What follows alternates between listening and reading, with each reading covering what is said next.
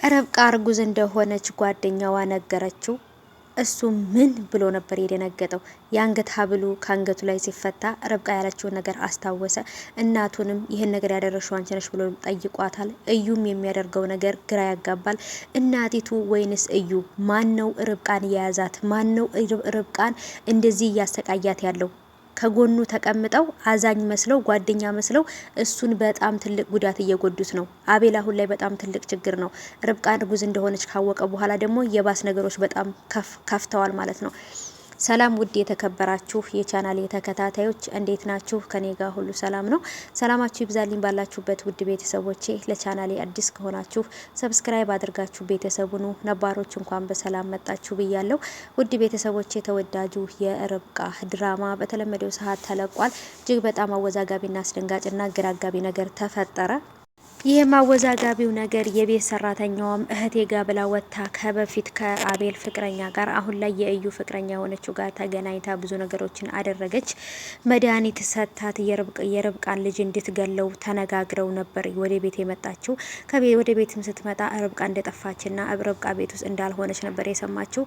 የአቤል የበፊት ፍቅረኛ ወይንም ደግሞ የእዩ ፍቅረኛ የሆነችው ልጅ ምን ያህል ጨካኝ ብትሆን ነው የርብቃን ልጅ ለመግደል የሞከረችው? ሲጀመርም ርብቃ አደጋ ላይ እንደሆነች ስላላወቀች እንጂ ርብቃ አደጋ ላይ እንደሆነች ብታቅ ይሄን ነገር ባላደረገች ነበር ማለት ነው።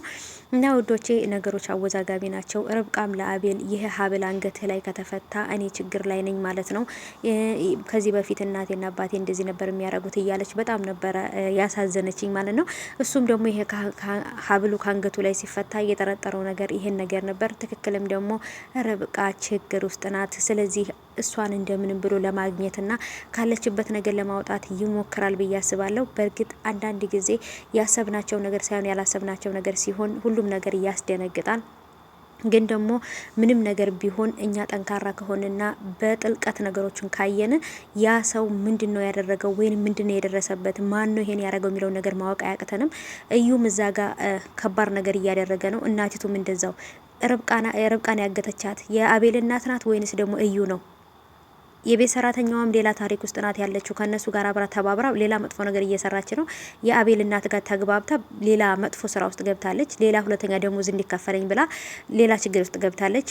አሁን ላይ አቤልና የርብቃ ጓደኛ ብቻ ናቸው ርብቃን እየፈለጉት ያሉት እንጂ የርብቃ ጓደኛም በጣም ደንግጣለች። ምክንያቱም ብቻዋን ብትሆን እኮ ምንም ችግር የለውም ነበር ነው ያለችው ማለት ነው። እና ከማን ጋር ናት ሲላት ርብቃ እርጉዝ ናት ነበር ያለችው ማለት ነው። ርብቃ እርጉዝ እንደሆነች አቤል ይሄን ነገር አያውቅም። አሟት እንደነበር እንጂ ነፍሰ ጥሩ እንደሆነች አያውቅም። በተለይ የገዛ ልጁን በሆዷ ይዛ እየተሰቃየች እንደሆነ ሲያውቅ ደግሞ የተሰማው ስሜት ሌላ ነው። ቀውስ ነው የሆነው። በቃ የሚያረገው ነገር ነው ገና የገባው።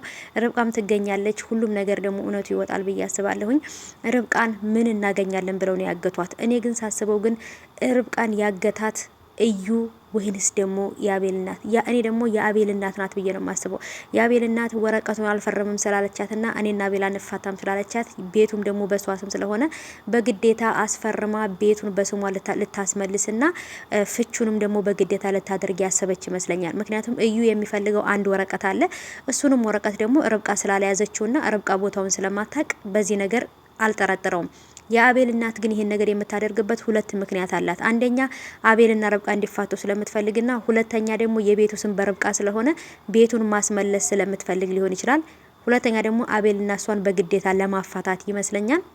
ይህን ነገር ባታረግና ነገሮችን ቀስ አርጋ በፍቅር ብታረግ አሪፍ ነበረ። ከዚህ በኋላ እንደውም ርብቃንም ልጇንም ሁሉን ነገር ታጣና ባዶዋን ነው የምትቀረው ብዬ አስባለሁ። ይሄ ነገር እስቲ መጨረሻው ምን እንደሚሆን እናያለን።